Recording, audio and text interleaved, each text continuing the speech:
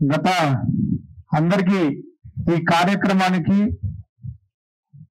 బాలు కాయతి దంపతులకు మద్దతుగా తరలి వచ్చిన స్వచ్ఛందంగా తరలి వచ్చిన మీ అందరికీ పేరు పేరున తల వంచి కృతజ్ఞతలు తెలియజేస్తున్నా. ఇక్కడ గతంలో అయితే ఒక 15-20 రోజుల క్రితం వరకు వేములవాడల రాజన్న ఫేమస్. వేములవాడల చెప్పాలి మీరంతా అన్న, వేములవాడల శివుడు ఫేమస్, వేములవాడల కొండగట్టుల అంజన్న, సిరిసిల్ల మొన్నటిదాకా 15 రోజుల క్రితం మగ్గం ఫేమస్. 15-20 రోజుల నుంచి సిరిసిల్ల బాలు కాయతి కూడా ఫేమస్ అయిపోయింది. బాలు కాయతిని కూడా మావోడు ఇక్కడి వరకే, సిరిసిల్ల వరకే వార్తలు రాసేది, ఏదన్నా ఉంటే సోషల్ గా రాష్ట్ర మంత్రులు స్పందించేది. కానీ మావోడిని కేకే మహేందర్ రెడ్డి గారు, ఇక్కడ ఉన్నటువంటి సందీప్ జూ హైదరాబాద్ ఉంటారు కదా రాజేష్, ఇక్కడ జూ పెట్టి రాకపోతే ఆ సందీప్ జూ గారు వీళ్ళంతా కలిసి ఏం చేశారంటే, ఇప్పుడు ప్రభుత్వానికి ప్రతిపక్ష ఛానల్ ఏదన్నా ఉంటే నాకు తెలిసి ఈ రాష్ట్రంలో టీవీస్ కావాలబ్బా, కానీ ఈ రాష్ట్రంలో బాలు కాయతాయండి ప్రతిపక్ష ఛానల్. ఇంతకంటే ఏం కావాలి నీకు? నువ్వు కష్టపడడానికి నువ్వు ఎవరైనా గుర్తించలేదు. కానీ కేకే మహేందరంగా ఆ జూ అనేటైనా ఇద్దరు బాగా గుర్తించింది వాళ్ళు. మనం వాళ్ళని అభినందించి వాళ్ళకి చాలువ కప్పి సన్మానం చేసి దండేసి వాళ్ళని పూరి వెళ్ళి పంపించాలి. ఏమైతే నిర్బంధాలు ఎదుర్కొని మనకు కొత్తగా జేడి సుమన్ గారు, యువ న్యాయవాది జేడి సుమన్ గారు రావాలి. మనకేమన్నా కొత్తనా? అని మీరు చెప్తారేనన్నా, మనకేమన్నా కొత్తనా?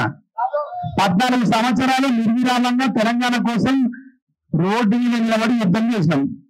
ఏ ముఖ్యమంత్రి ఉంటే ఆ ముఖ్యమంత్రికి సవాల్ ఇచ్చినాం, ఏ మంత్రి ఉంటే ఆ మంత్రికి సవాల్ ఇచ్చినాం, ఏ కలెక్టర్ ఉంటే ఆ కలెక్టర్ ఉంటే తొడలు పెట్టినాం, మీసాలు తిప్పినాం. ఎవరికైనా ఎదురు పోలేదా? ఎవరికి భయపడని చెప్పి ఏం చేస్తారు? బాలు కాయతీని చంపుతారా?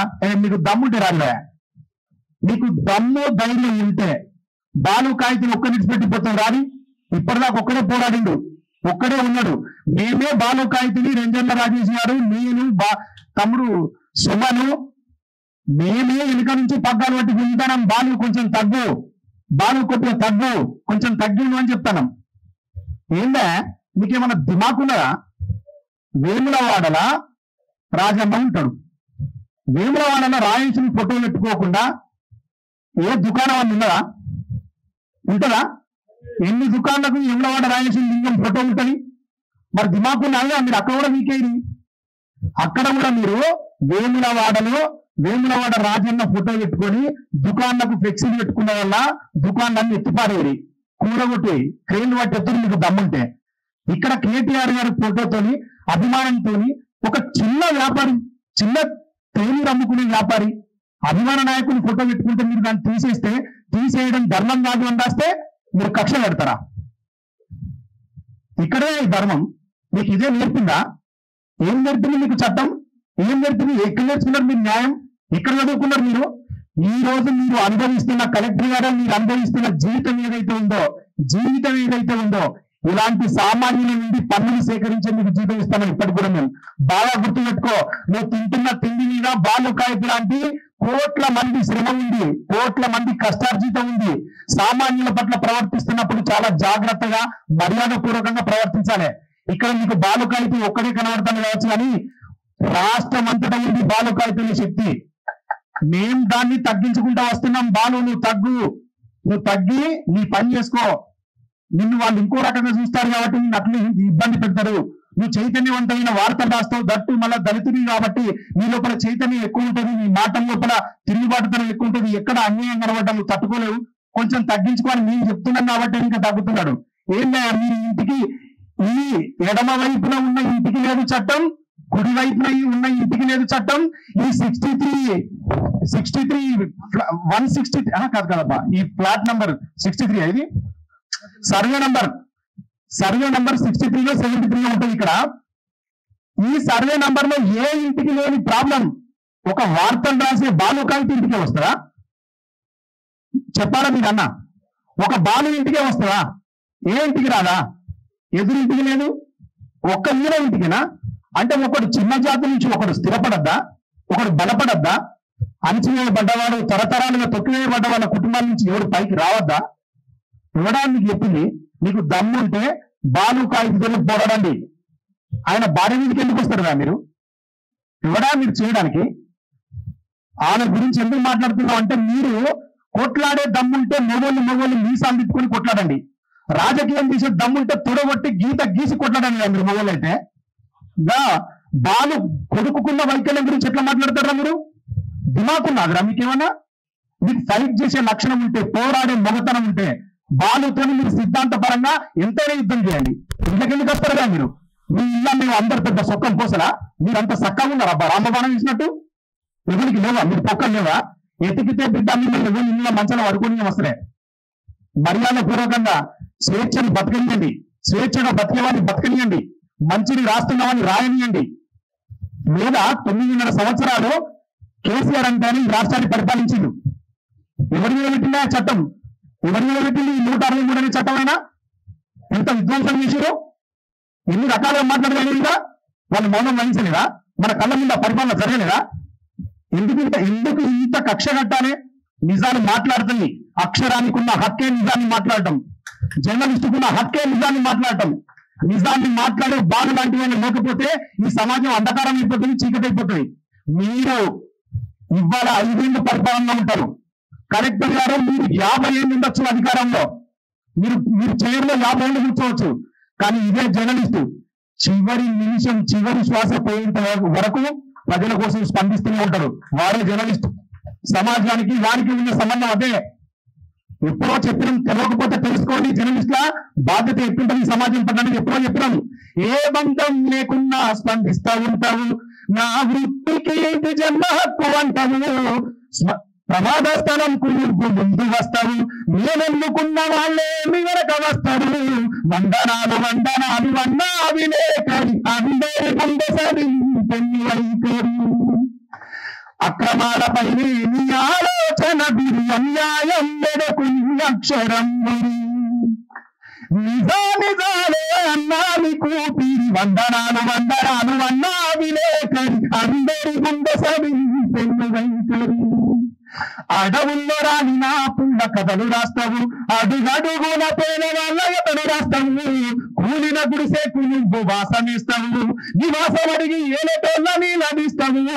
వందనాలు వందనాలు అన్నా విలేకరి, అందరి ముందు సరింపెన్ని వైఖరి. సూర్యుడందునా వాడు అర్ధాయుషోడు, నిన్ను చంద్రుడందునా వాడు నిందనుడు, దేవుడందునా రాయి వాడు నీకెవరు సాటిరాడు అన్నా విలేకరి. వందనాలు వందనాలు అన్నా విలేకరి. విన్నదా కలెక్టర్ గారు? వినకపోతే వినండి. మీ పట్ల కూడా మాకు చాలా గౌరవం ఉన్నది. ఎందుకు గౌరవం ఉందని చెప్తున్నా అంటే, నువ్వు ఆ ఉద్యోగంలో కూర్చోవడానికి ఈ దేశ ప్రజలే కారణం. ఆ దేశ ప్రజలు ఇక్కడ బాలు కోసం వచ్చిన మేమందరం కూడా కారణం. కాబట్టి మీ పట్ల మాకు గౌరవం ఉంది. మీరు గౌరవంగా నడుచుకోండి. ఇంకా కూడా గీత దాటి ప్రవర్తించి సెక్షన్ ఉపయోగిస్తామంటే మీ సెక్షన్లను తిప్పి కొట్టడానికి ఇక్కడ పాట అనే శక్తి ఉన్నది. బాగా గుర్తుపెట్టుకోండి. ఇది అంటుకుంటే రాష్ట్రం అరాచకవాదుల అడ్డా అయిపోయినా కూడా చాలా మౌనంగా చూస్తున్నాం అందరం. ఎందుకంటే ఇంకా ఏదో జరగాలి, ఇంకా ఏమైనా అవగాహన రావాలి ప్రభుత్వానికి, రాష్ట్రం పట్ల అనిపిస్తున్నాం. మేము సరిగ్గా కూర్చుంటే మీరు కుర్చీలో కూర్చుంటే చాలా కష్టం అవుతుంది. బాగా గుర్తు పెట్టుకొని బాలు లాంటి జర్నలిస్టులను కానీ ఇక్కడ ప్రజల తరఫున మాట్లాడే ఎవరిని కూడా నిర్బంధించద్దు అని ప్రభుత్వానికి, మీలాంటి కలెక్టర్లకి, మీలాంటి ఆఫీసర్లకి మర్యాదపూర్వకంగా, గౌరవపూర్వకంగా, వినయపూర్వకంగా మా అందరి తరఫున, బాల కుటుంబం తరఫున వినతి చేస్తున్నాం. దయచేసి ఇలాంటి నిర్బంధాన్ని తీసుకురావద్దు. మీరు నిర్బంధాన్ని తీసుకొస్తే మేము ఇంకా భయంకరంగా ఎదురుదాడి చేయాల్సి వస్తుంది. గుర్తు పెట్టుకోండి. ఇంకో విషయం అన్నా అందరికీ చెప్తున్నా, నిజంగానే రాష్ట్రంలో కొంత అరాచకవాదులు అడ్డా అయిపోయింది. ఇప్పుడు మనం నడుములు బిగించాల్సిన సమయం, పిటికిళ్లలో పిడుగులు ధరించాల్సిన సమయం వచ్చింది. ఇక్కడికి మేము ఎవరం కానీ, కాళోజీ శ్రీనివాస్ గారు ఇక్కడికి వచ్చిన వాళ్ళం ఎవరం కూడా ఏదో ఉత్తగా మిట్టపల్లి సిలిండర్ పాటతోనే రాలేదు, రంగన్న రాజేశ్వరి పాటతోనే రాలేదు. శ్రీనివాస్ అనేట ఆయన ఇక్కడికి ఉట్టినే ఛానల్ పట్టుకుని రాలేదు, చట్టాన్ని పట్టుకొని సుమన్ తమ్ముడు రాలేదు, కొత్త పాటను పట్టుకుని తమ్ముడు తిరుపతి రాలేదు. ఇక్కడికి రాని వాళ్ళు రాలేదని ఇట్లా సంతోషపడతారో వాళ్ళందరినీ కూడా మేమే ఆపినాం. ఇప్పుడే పోయి మనం బాలుని లేనిపోయి కష్టాలు అక్కడ పెట్టొద్దు, ఆడ ఏం జరుగుతుంది ఏం ఉన్నది చూసిన తర్వాత దీన్ని గల్లి నుంచి చౌరస్తా పట్టుకపోతాం, చౌరస్తా నుంచి రాజధాని పట్టుకపోతాం, విడిచిపెట్టే ప్రసక్తి లేదు. అన్యాయం చేయడానికి మీరు ఇంత ముందుకు వస్తారో న్యాయ పోరాటంకు మేము కూడా అంత ముందుకు వస్తామని తెలియజేస్తూ వీటికి మేము కూడా వ్యక్తిగతంగా రాలేదు. ఈ రాష్ట్ర పరిరక్షణ కోసం తెలంగాణ ప్రజావేదిక అనేది నిర్మాణం చేసినాం. దాని కార్యాచరణ అనేది ఒక నెల రోజుల్లో హైదరాబాద్ లో ప్రకటిస్తాం. దానికి పొరుగు అనేది ఒక బలహీనుల మీద బలవంతులంతా కలిసి చేస్తున్న దాడి దగ్గర దీనికి పొరుగు కావాలనుకున్నాం.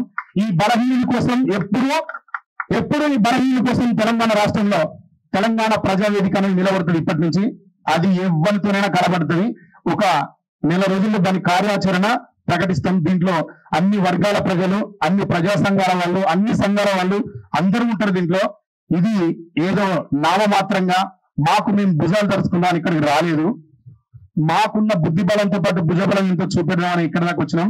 బాలు కాగితం మీద పెట్టినటువంటి నిర్బంధాన్ని, ఆయన కంఠానికి కళానికి, ఆయన ఛానల్ కి నిషేధాన్ని ఇమీడియట్ గా ప్రభుత్వం ఎత్తివేయాలి. ఎత్తివేయకపోతే బాలు కోసం ఎక్కడ దాకా ఫైట్ చేస్తాం. అందరి తెలంగాణ లోపల ఉన్న అందరి ఐక్యత గట్టి చెప్పాలి. అందరి ఐక్యత, తెలంగాణ ప్రజల ఐక్యత, బలహీన వర్గాల ఐక్యత. ధన్యవాదాలు.